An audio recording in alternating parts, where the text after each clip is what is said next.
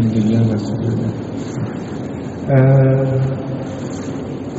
Pertama saya mengucapkan syukur Alhamdulillah atas berkat rahmat Allah yang kita berikan bersama. Saya lihat cukup banyak ya, yang bisa hadir di Masjid Nasional Al-Aqsa.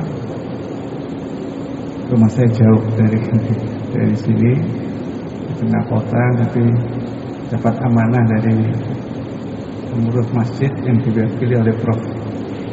Wawan, disuruh memberikan sedikit mengenai tema kesehatan.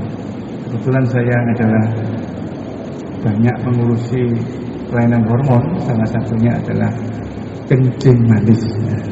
Kencing manis ini banyak yang kita hadapi tanpa diketahui bahwa kita menjadikan kencing manis, apalagi sebentar lagi kita yang punya kesempatan hadir melaksanakan ibadah haji maupun umroh, salah satunya adalah dilihat gulanya bagus apa tidak. Tahun yang lalu begitu tahu bahwa gulanya harus baik dengan takaran HbA1c di bawah patokan yang sangat berat dan sulit dicapai pada orang kencing manis, menjadi kalang kabut karena menunggunya sudah 20 tahun tapi ditunda untuk diobati dulu. Nah, saya sedikit menjelaskan hal tersebut. Kencing manis bisa saja muncul pada setiap orang, terutama pada usia 40 tahun. Kencing manis bukan hal yang ditakuti. Bahkan saya memberikan ke yang kebetulan datang ke saya, nikmati saja karena itu bisa dikendalikan, dan seseorang yang punya kencing manis bisa beraktivitas sehari-hari sama seperti yang lainnya. Bahkan kalau sudah tahu kesehatannya lebih awal, tidak kaget kenapa seseorang itu mendadak menjadi sakit, bahkan yang fatal meninggal. Ini adalah suatu hal lumrah. Nah, kencing manis itu pada umumnya kita bagi menjadi, kalau awam ada kencing manis basah dan kencing manis kering. Bukan itu sebenarnya, sama saja. Yang ada adalah kencing manis sejak kecil. Dan yang kedua adalah kencing manis pada saat dewasa. Kencing manis pada waktu kecil bisa muncul umur 1 tahun atau lebih, di mana utamanya adalah pada kencing manis pada waktu anak, karena hormon yang dihasilkan oleh tubuh dari kelenjar pankreas itu yang disebut insulin, hormonnya kelenjarnya sudah rusak hampir 85%. Kenapa bisa rusak? Karena sistem kekebalan tubuh bayi tersebut merusak kelenjarnya sendiri. Kenapa rusak? Karena ada bakat yang diturunkan oleh ibu. Bakat ini bukan suatu hal yang menakutkan. Bakat ini muncul terutama pada ibu-ibu yang kebetulan tidak bisa menyusui bayinya, sehingga memberikan makanan tambahan lebih dini pada bayi. Dan inilah yang memicu untuk timbulnya antibodi yang merusak kelenjar daripada pankreas bayi tersebut. Ya. Dan yang kedua adalah kelenjar pankreas ini rusak oleh karena pola kita sendiri, yang terjadi pada kencing manis pada waktu dewasa. Dulu disebutkan kencing manis ini pada waktu dewasa, umurnya pada usia tua. Saya lihat, alhamdulillah yang hadir ini usianya yang kurang dari 40, saya tidak banyak, tapi lebih banyak 40 tahun. Ya. Nah, pada waktu kita pada usia 40 tahun, kita sudah merasa mandiri, tidak hanya merawat keluarga, tapi merawat kebiasaan pola hidup kita, yaitu yang disebut beraktivitas fisik dan olahraga, serta satu yang tidak lupa, menjaga makanannya. Dulu kita diberi pada waktu anak, kita diberikan uang saku 50.000, 25, ya itu bisa dilakukan untuk belanja makanan. Tapi pada saat kita mampu mandiri untuk membeli di luar itu makan sebut, maka kita yang lihat adalah makanan apa yang cocok. Yang cocok saat itu enak dan sebagainya. Cocok bukan hanya di kantong kita, harga kita, tapi juga cocok seleranya. Makin kuat seleranya, maka makin bisa memilih. Dan disinilah muncul bahwa yang disebut overnutrisi atau kelebihan daripada nutrisinya, yang tidak kita sadari berlangsung terus menerus. Kencing manis itu tidak muncul pada suatu saat, tapi proses yang kalau kita lihat ada tulisan kencing manis, prosesnya adalah 10 tahun sebelum kencing manis itu. Yang terjadi adalah kelebihan makanan yang kita makan itu diusahakan oleh tubuh untuk dinormalkan dengan cara mengeluarkan hormon insulin itu lebih banyak supaya normal. Dampaknya memang gula darahnya normal, tapi dijaga oleh kelebihan insulin yang cukup banyak. Inilah yang merusak kelenjar pankreas, Bapak Ibu sekalian saya hormati. Ya. Siapa yang tidak bisa diberikan beban kerja yang terus-menerus melebihi kapasitasnya, tidak menurun, maka ada suatu masa adaptasi, bahwa kurang lebih 10-15 tahun masa adaptasi, kemudian muncullah gula yang tinggi oleh karena insulin tidak bisa dicukupi oleh tubuhnya.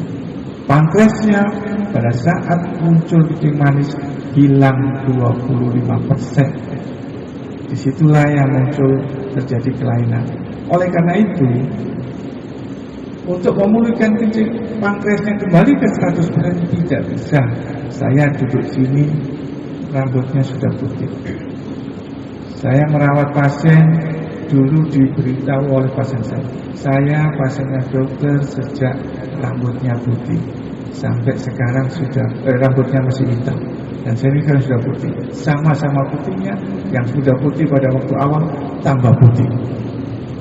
Saya sebenarnya sudah bergembira, karena pada saat ini saya masih bisa mengobati, tapi lebih gembira lagi, bahagia lagi, pasien saya bisa melihat perubahan-perubahan yang ada pada dari diri saya, dan saya melihat perubahan pada pasien saya tidak ada komplikasi. Komplikasi yang muncul menakutkan Bapak Ibu. Dia kalau masih bisa beraktivitas, kalau kena stroke, kena jantung, kena gagal ginjal, maka ada kewajiban. Kalau udah gagal ginjal, mungkin harus lapor ke mesin cuci darah setiap minggu 2 kali, 1 kali, dan sebagainya. Kalau jantung, mungkin datang ke masjid, di sini biasanya enak, tapi tidak bisa. Ya. Terus kalau stroke masih bisa jalan ke masjid ini, tapi dengan bantuan. Tentunya ini adalah suatu hal yang wajar kalau usia tua. Tapi kita lupa, usia tua tetap bisa beraktivitas dengan baik, dapat beramal dan beribadah. Oleh karena itu, marilah kita cari ciri-ciri orang kencing manis itu. Nah, jangan mencari ciri-ciri. Kalau di iklan sering kencing, berat badan turun, sering makan, itu tidak terlambat, Bapak Ibu semua. Nah, ini ya yang kita bisa screening. Mana? Kalau saya lihat ini ada yang disebut pemeriksaan HbA1c, gula darah puasa 2 jam, sulit.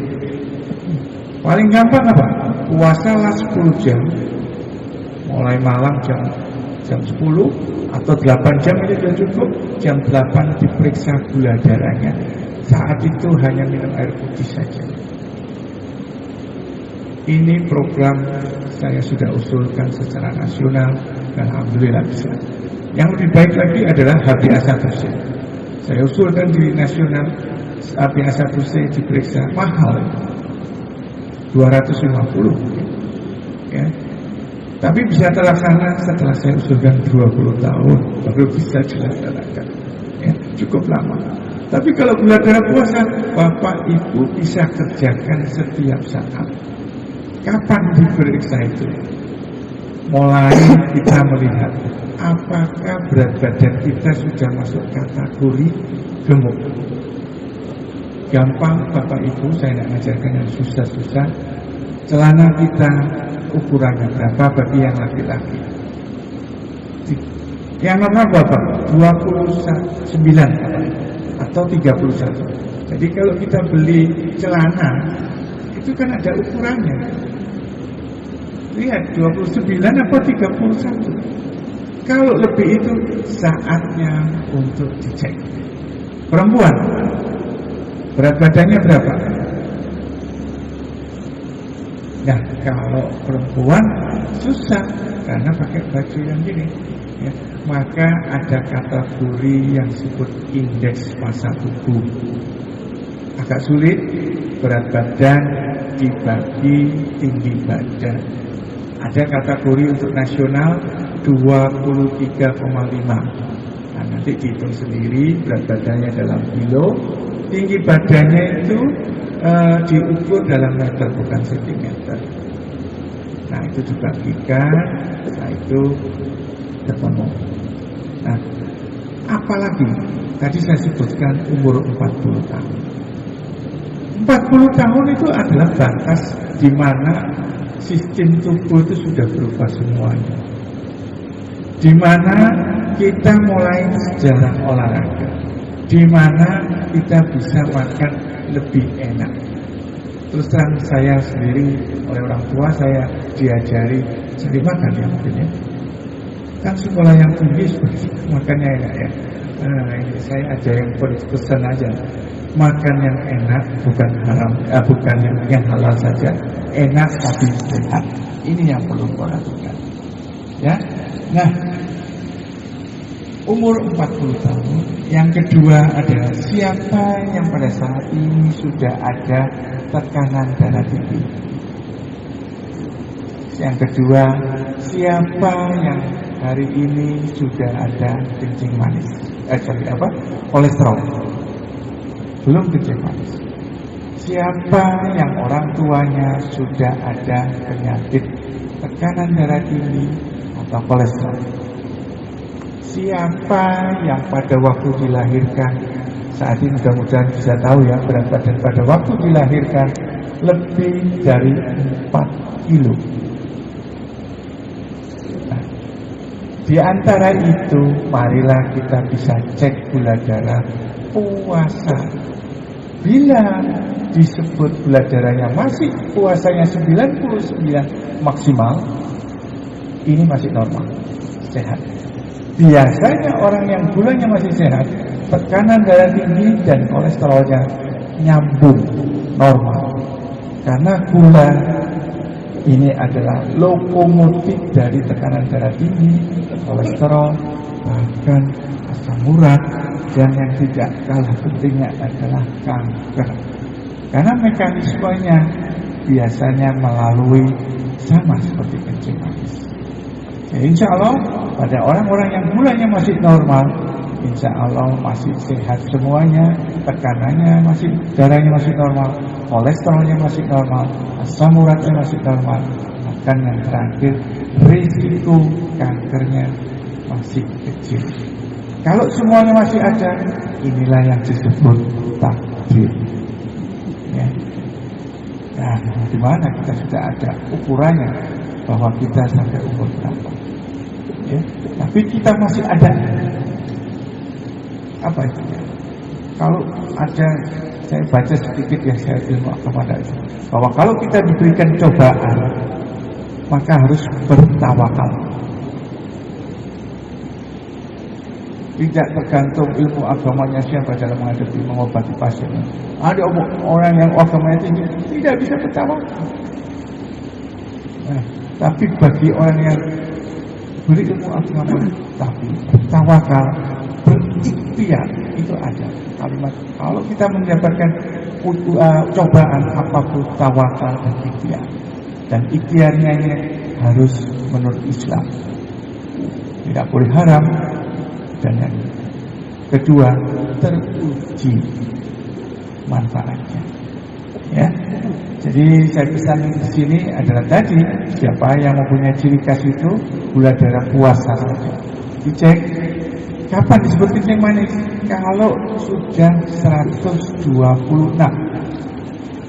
di situ seseorang tidak ada gejala yang sering kencing, makan enak, ya, terus berat badannya turun, belum ada Bapak Ibu. Tapi saat itu sudah ada yang disebut kencing manis. Kalau masih normal, gula darah puasanya masih belum sampai 100, ya nanti bisa diulangi lagi, tidak usah setiap tahun, 3 tahun lagi dicek. Nah, ada gap. Kalau Bapak Ibu perhatikan 100 sampai 125, ini kan masih normal, tapi ini atau hampir nyaris kencing manis. Nah, bagi yang sudah seperti itu, apa yang harus dikerjakan? Istilahnya adalah pre-diabetes. Olahraga yang cukup rutin, 30 menit jalan kaki ke masjid. Ya, kalau tidak bisa bergerak, ya di rumah saja. Ya, 30 menit sudah cukup. Bahkan saya punya dugaan, seseorang yang bisa menjaga otot yang baik sampai usia tua, terhindar penyakit termasuk jatuh. Sekali jatuh tetap jatuh, ya, patah tulang risikonya. 30 menit. Berapa jauh? Saya ditanya, Dok, kalau bisa berapa jauh? Nggak usah lah, semampunya aja. Kalau saya beri tahu nanti malas ini. Tapi bolehlah saya beritahu, 30 menit ini bisa dicapai kalau bisa 3 kilo. Lapangan sepak bola berapa? 600 meter, maka 5 kali berdiri, ya. Ya, sudah semampunya, ya, menakutkan. Nah, yang kedua, kita harus menjaga makanan kita sesuai yang disebut di TV itu 3J. Jadwal makan kalau bisa diusahakan tetap. Sarapan jam berapa, makan siang jam berapa, makan malam jam berapa. Jangan skip atau diloloskan. Saya tidak makan pagi, tapi siangnya makan double. Inilah yang menyebabkan tubuh berusaha menormalkan dengan cara mengeluarkan insulin lebih tinggi lagi. Tubuh tidak ngomong, jangan makan banyak, tidak akan. Hati-hati, tidak ada. Tahu-tahu disuruh matanya ke dokter, matanya kabur. Disuruh ke dokter karena pendengarannya menurun. Tidak usah sakit jantung, stroke, ginjal, ya. Tidak usah luka yang tidak sembuh dalam waktu 2 minggu. Hati-hati, luka dalam 2 minggu tidak bisa. Ini ciri-cirinya gula darahnya naik, sudah ada kencing manis, ya. Nah, susah saya menunggu itu, maka kita sudah mulai makan yang tertib. Jumlahnya sesuaikan dengan porsi yang memang disarankan oleh mungkin temannya yang kebetulan dokter atau siapa. Jenisnya, mulailah jangan makan terlalu manis, gula pasir, gula Jawa. Ini adalah gula yang tidak pula dicerna oleh tubuh kita, usus kita, di lidah sudah masuk ke gula. Nggak usah menunggu dicerna, langsung diserap. Ini berguna pada orang kencing manis, ternyata ngedrop. Disebut ngedrop kalau gula darahnya di bawah 70. Nggak usah susah-susah bikin teh manis, cukup gula pasir 1 sendok makan, dikulum, ya, ditaruh di bawah lidah, naik 50 sudah. Jadi seseorang gulanya yang katakanlah 50, 1 sendok makan, 2 sendok makan, otomatis secepat itu 5 menit sudah naik jadi 150. mudah sekali, ya. Nah, bagi yang sudah, apakah tidak perlu obat, dokter? Perlu. Pada orang yang sudah hipertensi, orang yang gemuk, ini perlu diobati. Selain diet sama olahraga. Sedangkan yang kencing manis perlu obat-obatan yang teruji. Saat ini asuransi yang dilakukan oleh negara kita sudah cukup bagus. Usaha dari beberapa pihak, di mana dulu insulin tidak bisa, sekarang insulin bisa. Obat yang baik-baik dulu tidak bisa, sekarang sudah bisa. Cuma siapa mau diobati terus? Karena seumur hidup. Cing Mandiri sama seperti saya memakai kacamata. Saya memakai kacamata pada usia di mana saya waktu itu ketahui bahwa memang sudah waktunya pakai kacamata. Melihat tiket pesawat itu kursinya nomor berapa. Loh, kok saya enggak campur ya? Saya harus dekat, jauhkan atau dekat. Nah, saatnya usia berapa? 50 tahun. Saya juga termasuk yang enggak mau pakai kacamata. Tapi karena sudah usia ya waktunya. Ya. Nah, saat itu pada orang kencing manis waktunya minum obat. Ya, obatnya dipilihkan oleh dokter dan saat berkunjung, ya, dipilihkan. Saya memakai obat yang murah bisa, yang mahal bisa, tergantung daripada kelainan tubuh maupun apa yang bisa oleh Bapak Ibu berikan pengobatan. Bahkan secara terus terang saya tanya, berapa biaya yang bisa dikeluarkan oleh Bapak Ibu untuk menyisakan beli obat? Karena ini panjang, ya. Mau sekian ribu aja saya bisa, ya. Tidak usah yang mahal. Ini saya terangkan ke mahasiswa. Tidak usah susah-susah, jangan beri susah. Hidup diabetes dengan senang dan gembira, ya. Ini. Nah, biasanya kalau saya sudah obati orang yang kurus jadi tambah kembali gemuk. Ini saya wanti-wanti. Memang kelihatannya sudah seger kembali Bapak Ibu, tapi jangan senang karena kalau makin gemuk ini insulinnya menambah. Tentunya kalau duitnya ada ya obatnya ya ditambah, ya. Tapi kalau tidak ya janganlah, ini sesuaikan dengan budgetnya. Jadi kita bisa setar, ya. Oke, nah ini mungkin kecil-kecil. Ini pesan dari guru saya, Bapak Ibu mungkin kenal ya, Mas Skandar ya. Ada yang memberikan wawasan disingkat, yang senangannya Prof ini masih sehat, 86 tahun, gula sisa. Kita batasi asupan makanan kita gula. Tadi saya sebutkan gula. Ya. Yang kedua adalah makanan yang mengandung asam urat. Disingkat jas buket susah, ya, jeroan, udang, telur, ya, kacang-kacangan. Ini kita kurang. Karena asam urat tadi sebagian daripada yang memicu kencing manis. Kurangi lemak yang jenuh.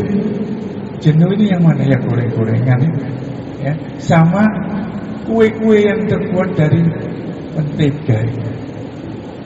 Itu lemak jahat. Yang kedua tadi, yang berikutnya adalah jaga jangan sampai gemuk. Jangan gula yang ini rutin cek. Ya minimal 3 tahun sekali kita cek gulanya, gula puasa saja, ya. Nah yang berikutnya yang C ini agak susah karena istri kedua yang laki-laki, yaitu merokok. Susah. Kalau pasien saya bilang stop merokok, susah dong, lebih baik jangan. Yang lain boleh ini jangan. Tapi beberapa akhirnya bisa. Ya meskipun ada obat stop merokok itu ada, tapi tidak laku, mahal dan tidak ada manfaatnya. Ya, jadi sudah ada. Yang I adalah olahraga. Aktivitas harus olahraga. Yang S ini tidur. Ternyata tidur itu merupakan obat. Berapa lama? Kalau saya ini bukan satu yang baik. Dokter itu biasanya tidurnya tidak banyak, ya. Usahakan tidur pada usia yang sekitar 50 tahun 5 jam untuk subuh. Ini ditulis 6-7 jam, agak susah ya. Karena umat Islam bangunnya pagi untuk tahajud. Ya 5 jam sudah cukup lah ya. Tapi pada umumnya dokter itu susah 5 jam ya. Karena sering kali ditelepon oleh rumah sakit ya. Yang A ini agak biasa umat Muslim haram alkohol ya. Yang terakhir ini itu kontrol teratur. Ini yang bisa saya berikan Bapak Ibu sekalian. Jadi kita tidak usah susah dalam kencing manis, mudah sekali. Usia di atas 40 tahun silakan dicek puasa, tidak usah puasa ya. Saya bilang pada pasien saya sulit puasa pada umumnya, suruh tidak makan. Sudah jam 10 tidak usah makan, jam 8 dicek. Coba perhatikan. Jam 10 sampai jam 6 maka kurang lebih 8 jam. Kalau jam 8 mulai dicek berarti 10 jam. Kalau saya bilang suruh puasa pasti waduh dok saya sakit mah. Saya bilang gak usah.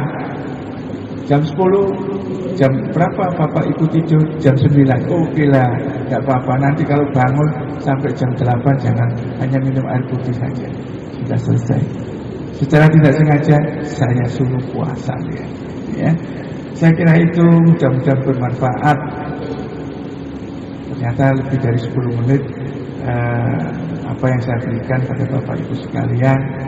Demikian. Wassalamualaikum warahmatullahi wabarakatuh. Saya berikan kesempatan untuk bertanya. Barangkali para jemaah yang ada dipertanyakan, monggo. Ada pertanyaan?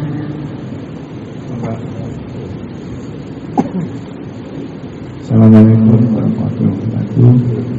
Dokter mau tanya, penyakit hipertensi itu apa otomatis jantung?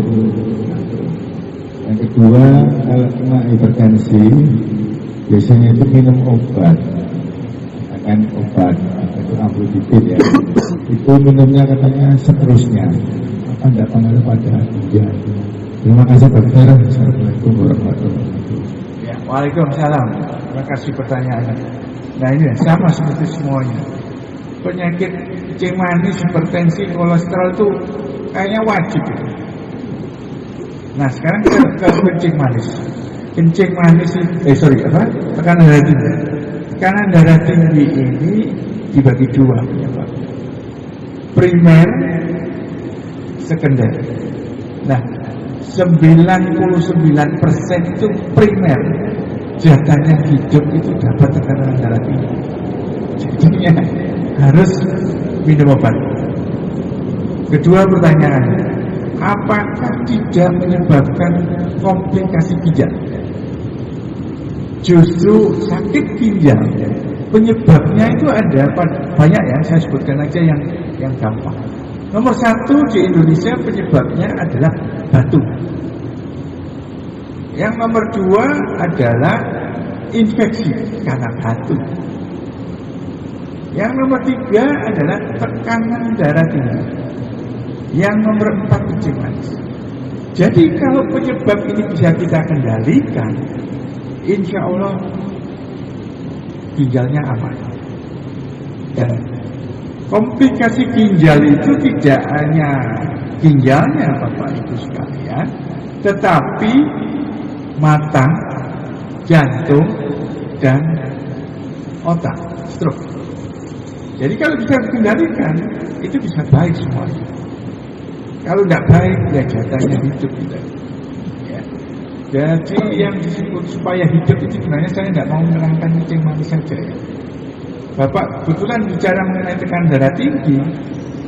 Kalau bisa itu saya singkat A, B, C, D, S. Nah, A itu adalah gula. Gula tadi saya sebutkan dicek HbA1c. Kalau bisa gula puasanya kurang dari 100. Itu sudah mantap. Ya. Yang kedua B. B ini yang ditanyakan Bapak. Blood pressure. Tekanan darah tinggi. Dijaga 138. Ya. Jadi kalau sudah ada atau masih sehat, tolong ini diikuti ya. Ya. Terus yang C itu kolesterol. Yang dicek bukan kolesterol yang di supermarket atau mall atau apa ya, tetapi LDL kolesterol.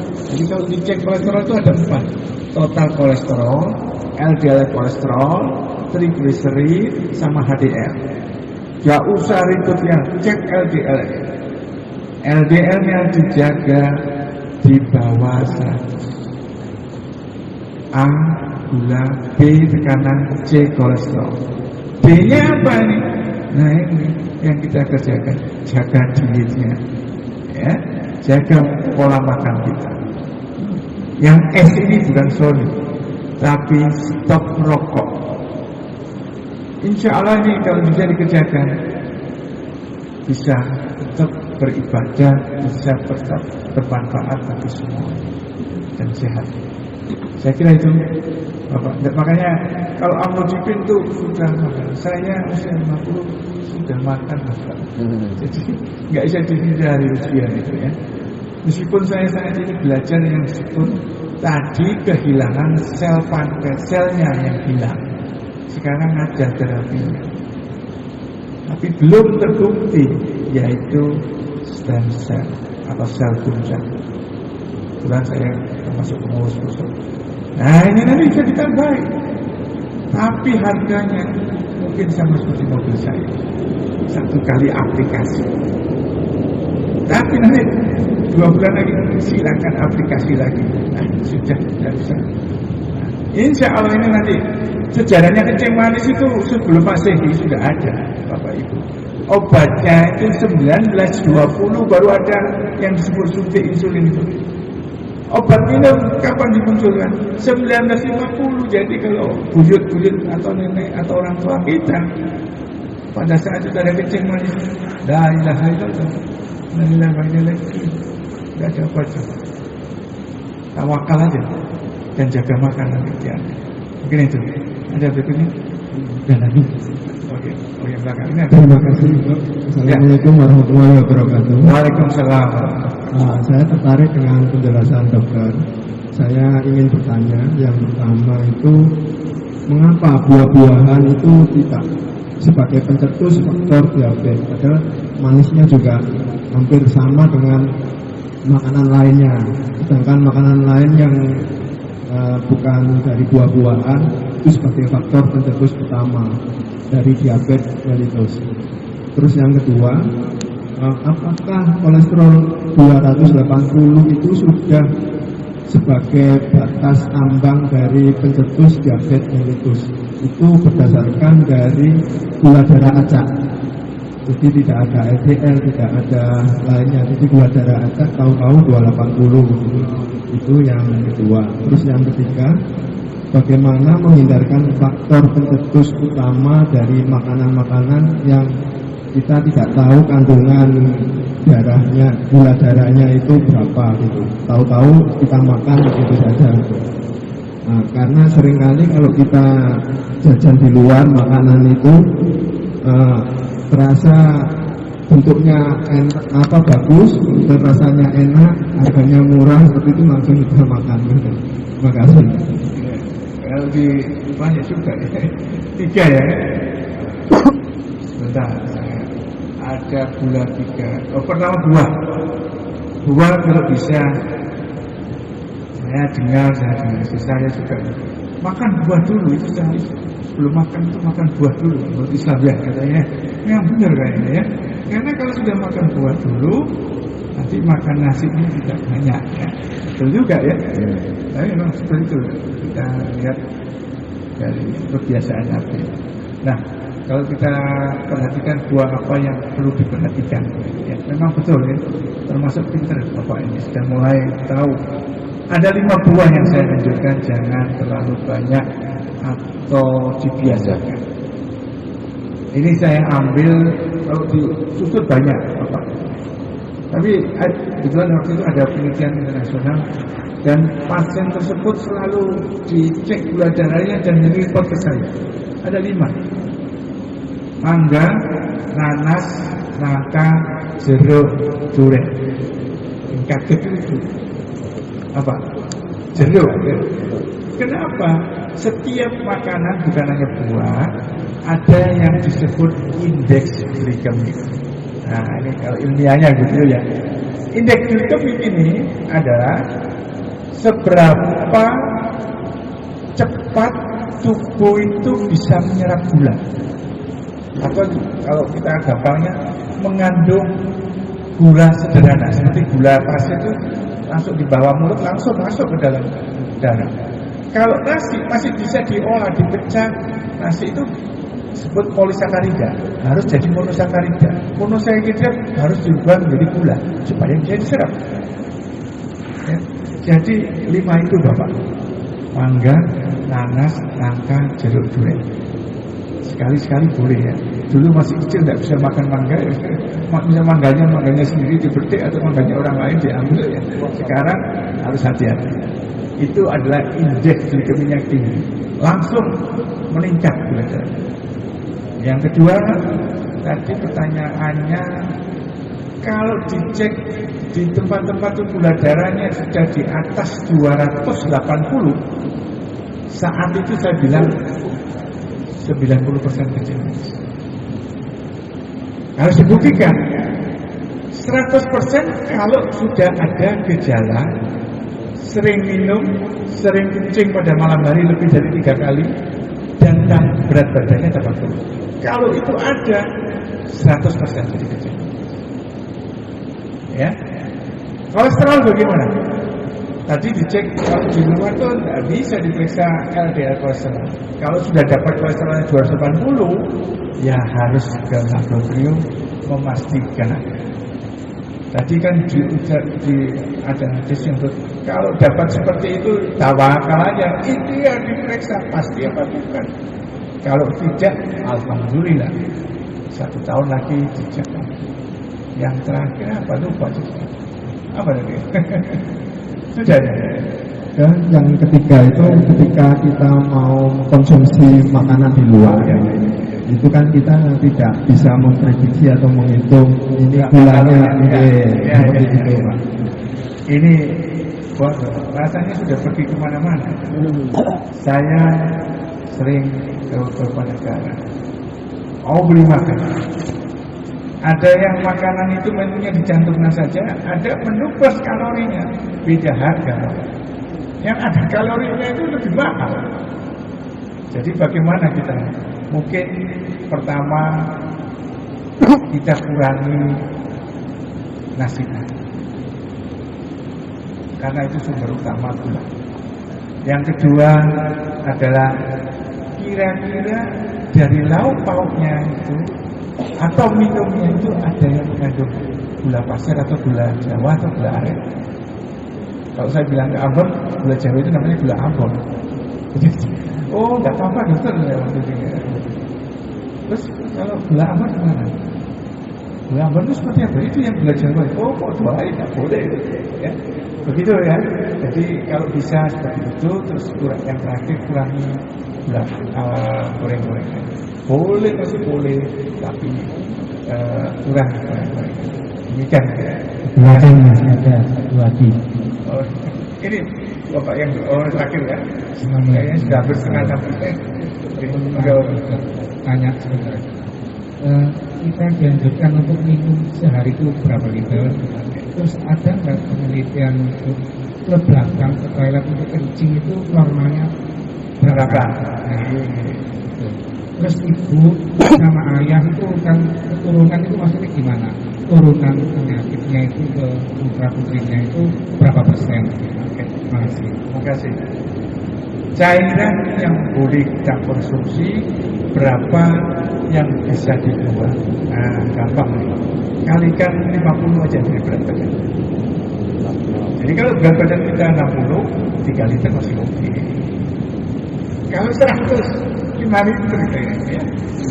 Nah, ini gampang aja itu. Ya, boleh saja Bapak Ibu, asal tidak ada 2 penyakit, gagal ginjal dan gagal jantung.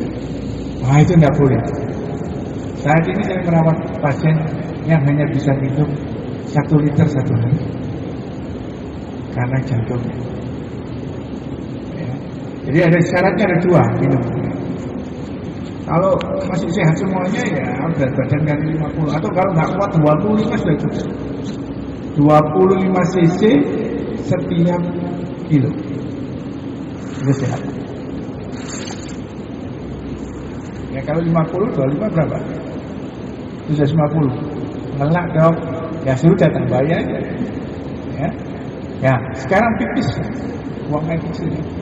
Buang air kecilnya adalah lihat tadi 25 cc per kilo.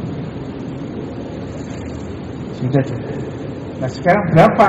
Banyak sering. Kalau tidur, waktu tidur kita terbangun buang air ke belakang 1 kali masih normal Bapak. Tapi kalau sudah lebih dari 2 atau 3 kali, ini kita harus curiga. Ya. Oke. Sudah ya? Turunan. Oh, turunan ya. Saat ini sudah maju sekali Bapak Ibu sekalian. Turunan dulu kita saya jelaskan hanya turunan gitu ya. Setiap penyakit itu ada 3 penyebabnya. 1 genetiknya, 2 pola hidupnya, 3 memang ada pencetus yang tadi dibilang, oh kalau saya sering minum obat nanti sakit ya. Jadi ada agent, jadi 3 ya, genetik, pola hidup kita, dan penyebab. Penyebab nggak bisa dihindari ya, kadang-kadang ya kita belajar apa kan. Kalau turunan ini nggak iso kita paling suke ya, melarat atau apa bisa sehat atau enggak ya, terus dikei paling Allah. Ya. Tetapi itu 10% kontribusinya. Sekarang bisa dihitung. Loh canggih, tapi harganya mahal. Ada yang disebut nutrigenomik, diabetogenomik, karsinoma genomik. Artinya apa nih? Kalau karsinoma berapa persen kita bisa dapat kanker? Berapa persen? Bukan mutlak. Berapa persen kita bisa jadi kencing manis? Berapa persen bisa jadi tekanan darah tinggi? Tapi bukan itu saja. Obatnya apa yang cocok, komplikasi apa yang mungkin terjadi, itu bisa dilihat dari gen-gen yang kita. Ya, kita ini dibentuk oleh Allah dari sel telur kayak dok ceplok ya. Gampangannya gitu. Informasi genetiknya itu di mana? Di kuningnya itu. Dan yang kedua ada di putihnya itu ada sedikit yang disebut mitokondria. Itu ada informasi genetik. Yang laki-laki di mana? Ada di kalau kecebong itu ya, kecebong itu pentolannya itu ada sumber informasi genetik dan ekornya sebagian yang disebut mitokondria. Jadi semua alat itu benar-benar menjadi satu. Dan saya sekarang tuh masih ya selamanya mungkin bahwa Allah itu subhanahu wa ta'ala ya, itu luar biasa sempurnanya. Bagaimana kalau darahnya seseorang saya masukkan ke orang lain mati itu, tetapi 2 orang yang berbeda jadi manusia tidak ada apa-apa. Saya tanya ke ahli kandungan, dia kok bisa jadi kayak gitu? Suami sperma, informasi genetiknya beda, ibu informasi genetiknya beda, kumpul dari satu jadi manusia. Kok gak ditolak? Ya, jadi genetik biasa aja 10% aja. Kalau kita produk dari 2 ya. Oke, cukup ya. Pertanyaan terakhir. Oke, monggo. Terima kasih dokter. Saya itu cek gula darah saya itu kisaran 145 sekitar. Saya jogging hampir 2 hari sekali 45 menit, 5 kilo lebih yang 2 hari sekali. Saya tidak mengalami terlalu banyak keluhan. Kemudian mungkin minta saran ya, saya ini terprovokasi oleh teman. Jadi saya itu nggak minum obat, minum herbal ya bahasa udah, terus saya rajin bekam, tasbih juga duanya. Tapi keluhan saya itu sering muncul di telapak, ada kebas, kemudian sakit kadang-kadang. Itu saran dokter apa? Apa saya harus minum obat? Kalau minum obat apa yang? Terima kasih. Sudah bagus ya, tadi dicek gula darah acak. Kalau mau ini tadi saya diterangkan diagnosis, mengetahui sakit apa tidak. Sekarang kalau sudah ada yang disebut monitoring. Nah, monitoring itu apa yang diperiksa? Ya, kalau bisa jangan gula darah aja. Acak seperti tadi yang saya ajarkan, jam 10 malam sudah ada apa, minum air putih, jam 8 dicek. Ya sama aja sama puasa. Nah, berapa yang bagus kalau gula darah acak atau puasa seperti tadi? Antara 90 sampai 130. Sudah bagus. Jadi kalau tadi 145 masih tinggi. Ya. Nah, Bapak sudah syukur alhamdulillah melakukan kegiatan olahraga tadi. Kalau bisa olahraganya setiap hari aja, saya rasain 30 menit sudah cukup.